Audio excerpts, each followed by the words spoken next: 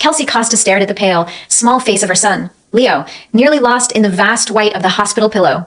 The doctor's words echoed in her ears, a six-figure sum that felt like a physical blow, knocking the air from her lungs. Her heart hammered against her ribs, a frantic bird trapped in a cage of bone. She couldn't breathe. She stumbled out of the room, her back hitting the cold, sterile wall of the hallway. A wave of dizziness washed over her, the fluorescent lights overhead blurring into a sickening smear. Despair, cold and heavy, settled in her stomach like a stone.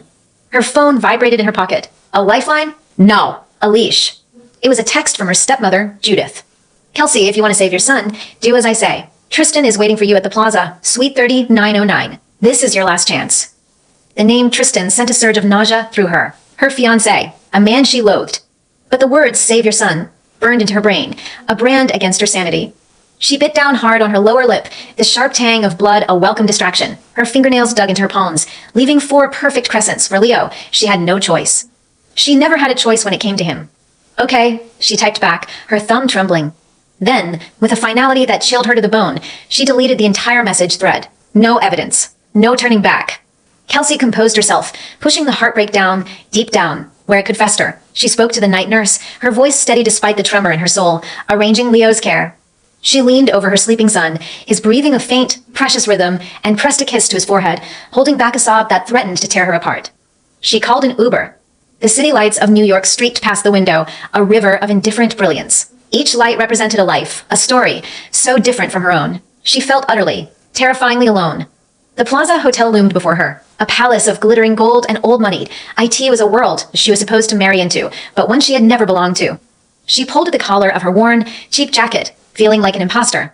The lobby was a symphony of quiet wealth, the clink of crystal, the murmur of hushed conversations, the scent of lilies and money. She kept her head down, a ghost moving through a feast. The elevator ascended in unnerving silence, whisking her up to the 39th floor. The hallway was carpeted in a thick, plush rug that swallowed the sound of her frantic heartbeat. It was too quiet. Suite 3909. The brass numbers gleamed coldly under the dim lighting. This was it, the point of no return. She took a deep, shuddering breath and raised the spare key card Judith had sent her. It beeped, a flat, negative sound. The light stayed red. Panic clawed at her throat. Had she come all this way for nothing? In a final, desperate act, she pushed against the heavy wooden door. It swung open. It was unlocked, left just slightly ajar. A warning bell screamed in her mind. This was wrong. All of it was wrong. But then, Leo's pale face flashed before her eyes. She pushed the door open and stepped inside. The room was pitch black, save for the breathtaking panorama of the Manhattan skyline glittering through a floor-to-ceiling window. It looked like a blanket of scattered diamonds. The air was thick with the smell of expensive whiskey and a sharp, cold cologne. IT was a scent of power, of dominance. IT was not Tristan's scent. Tristan smelled of cloying, sweet fragrances and weakness. Her internal alarm went from a scream to a full-blown siren. She had to get out. She turned, her hand reaching for the doorknob. Since you're here, where do you think you're going?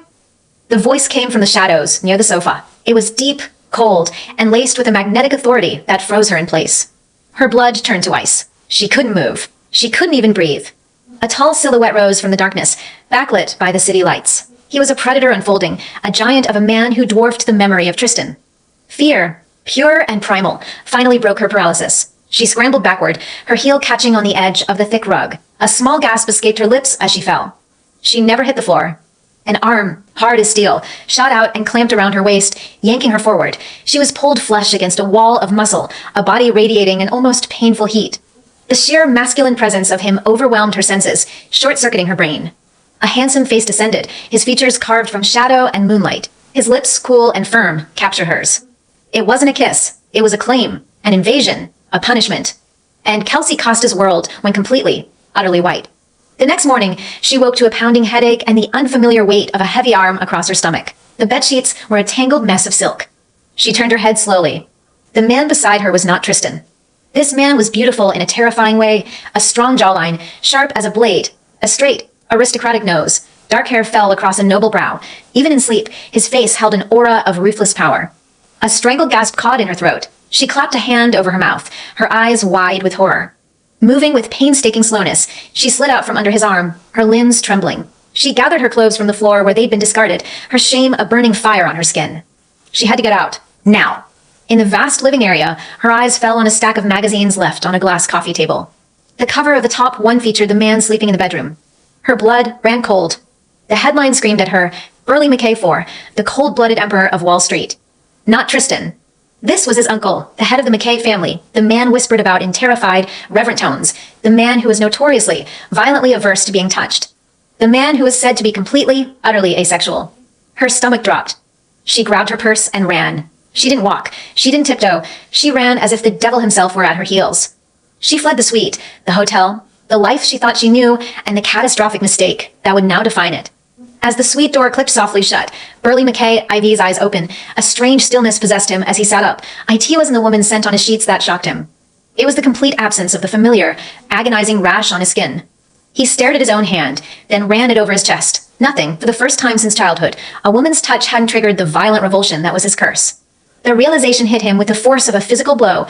Who the hell was she? Kelsey slammed the door of her cramped, run-down New York apartment behind her, the flimsy wood rattling in its frame. She leaned against it, her body shaking uncontrollably, and slid to the floor. She was a wreck. She stayed in the shower until the hot water ran cold, scrubbing her skin raw, trying to wash away his scent, his touch, the memory of his body against hers. IT was useless. He was imprinted on her, a brand of shame and power. Later, wrapped in a threadbare towel, she stared at the picture of Leo on her phone's lock screen. His bright, innocent smile was a knife in her gut. Tears streamed silently down her face, a river of self-loathing and fear for a future that had just become infinitely more terrifying. A sharp knock on the door made her heart leap into her throat. Her breath hitched. It couldn't be. She crept to the door, her heart pounding a frantic rhythm against her ribs, and peered through the peephole. A man stood in the hallway. He wore a perfectly tailored black suit and thin, gold-rimmed glasses. His expression was placid, professional, and utterly devoid of emotion. Miss Costa. His voice was smooth, level, and carried through the door. I am Vincent Hayes, Mr. McKay's executive assistant. He would like to see you. The world tilted on its axis. The floor seemed to drop out from under her. He'd found her. Of course, he'd found her. Men like him didn't just find people. They owned the map. She pressed her lips into a thin, trembling line. I have nothing to say to him. Perhaps, the voice replied, unperturbed. A thin, crisp envelope slid under the door, followed by a folded document. That is a check for $100,000, Vincent Hayes said calmly. And that is the latest medical report for your son, Leo Costa, including a consultation summary from 3 of the top pediatric oncologists in the country, which Mr. McKay arranged this morning. Kelsey froze. Her blood turned to ice water in her veins. With a shaking hand, she picked up the items. The check was real, the number of zeros making her feel dizzy, but it was the report that made her want to vomit. It was detailed, comprehensive, and utterly invasive. He knew everything. In a matter of hours, he had dissected her life, found her most vulnerable point, and put a price on it. Mr. McKay is waiting in the car downstairs. Vincent's voice continued. A silken threat. You can choose to come down now, Miss Costa. Or we can have this conversation later, in Leo Costa's hospital room. Leo. He was using her son. A guttural curse escaped her lips. Jerk. The rage was hot and swift, but it was extinguished just as quickly by a wave of cold, crushing powerlessness. She had no cards to play. He held the entire deck. She pulled on the least wrinkled clothes she owned, her face a pale, grim mask. Walking down the stairs of her dingy building felt like walking to her own execution. A black Bentley was parked at the curb, its tinted windows like the eyes of a predator. The car was understated, elegant, and radiated an aura of untouchable power. The back door opened as she approached. And there he was. Burley McKay IV sat in the plush leather interior, looking not at her, but at a tablet in his hands. He had changed into a flawless bespoke suit, the dark gray fabric emphasizing the breadth of his shoulders. The morning light caught his eyes, and she saw they were the color of a frozen lake, beautiful and deadly. She slid into the car. The door closed with a soft, final click, sealing her inside.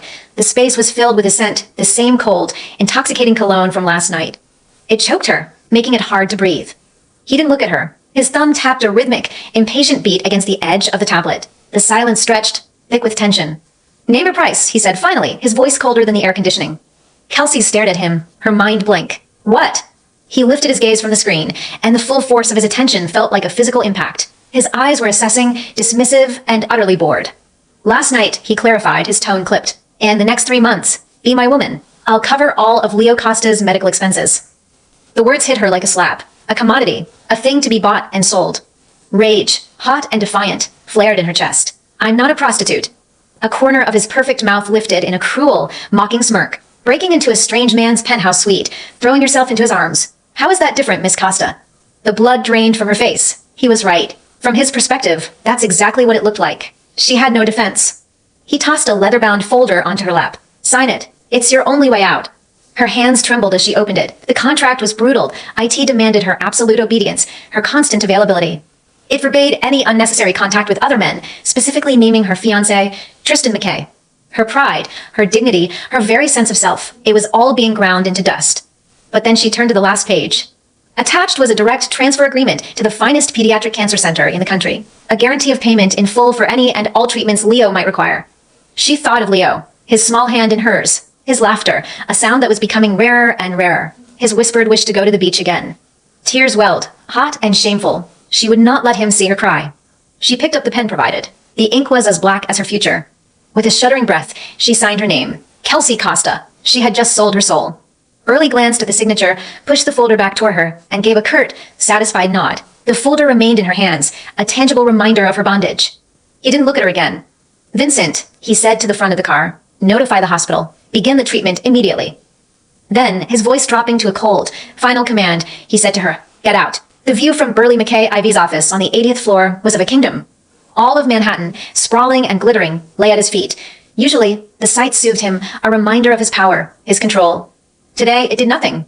He was agitated. His mind kept replaying the events of the previous night. The feel of her skin, the scent of her hair, the way her body had yielded to his. And the most disturbing part, nothing an hives, an shortness of breath, an wave of nausea. For the first time since he was a child, a woman's touch had not triggered the violent, visceral rejection that had defined his life.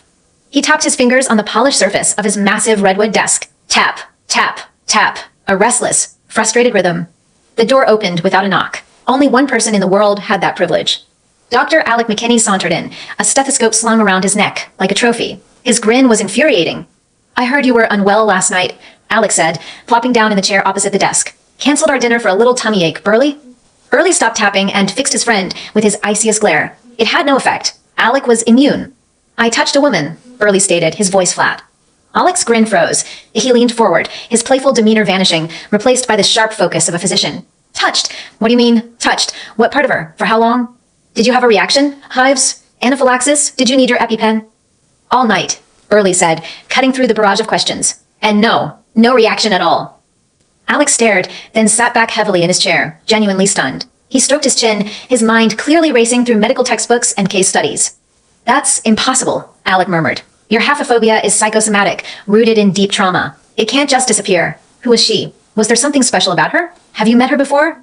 Burley's jaw tightened. He had no intention of discussing Kelsey. She was a complication, an anomaly, a puzzle he intended to solve alone. Just then, a discreet knock sounded at the door. Vincent Hayes entered, silent and efficient as always. He placed a thin file on the desk. Sir, the preliminary background check on Kelsey Costa. Alec's head snapped up. Costa, he said, his brow furrowed. Wait a minute. Isn't your nephew Tristan's fiancée named Costa?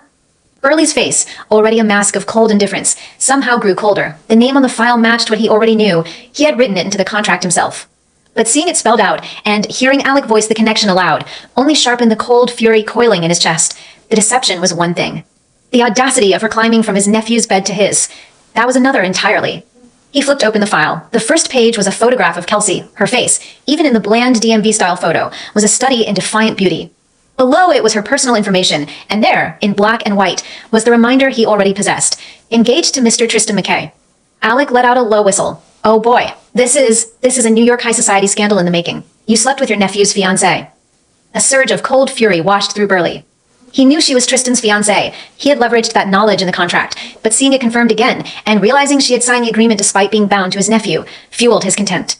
He felt played, a woman who would climb from his nephew's bed to his, a calculated move to get closer to the real power in the family. The contract clause naming Tristan had been a test, and she had signed it anyway, confirming every suspicion. He tossed the file onto the desk, the sound a sharp crack in the silent office. Burley, this is weird, Alec said, his voice serious now. The one woman in the world who doesn't make you break out in hives just happens to be engaged to your idiot nephew? The odds. Alex suddenly froze, a strange light dawning in his eyes.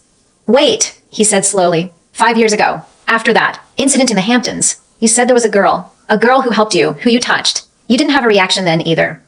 Burley's body went rigid. The memory was one he kept locked away. A dark, stormy night. The crash, the pain, and a girl. A faceless, nameless girl with a soothing voice and a gentle touch who had pulled him from the wreckage before vanishing into the night. Don't be ridiculous, Burley snapped, but the denial was weak. Am I? Alec pressed, leaning forward, his excitement palpable. Could this Kelsey Costa, could she be the girl from 5 years ago? The question struck Burley like a physical blow, a lightning bolt of possibility. He had never connected the two events. Point one was a fleeting moment of grace in a lifetime of trauma. The other was a sordid, calculated transaction. Or was it? His hand shot out, snatching the internal phone. He pressed a single button. Vincent. Sir, I want everything on Kelsey Costa from 5 years ago, Burley commanded, his voice tight with an urgency he rarely displayed. Where she went to school, where she lived, every place she visited, everyone she saw, I want it all. He slammed the phone down. He stood up and walked to the massive window, his hands clasped behind his back. He stared down at the city, but he wasn't seeing it. He was seeing a puzzle, and the pieces were finally, maddeningly starting to come together. If she was the same girl, then what was all this? A coincidence? Or a brilliantly orchestrated, 5-year-long plan to return to his life? A possessive fire, fierce and unfamiliar, ignited in his chest. He didn't care who she was. He didn't care what her motives were. Kelsey Costa was an enigma, his enigma, and he was going to own her.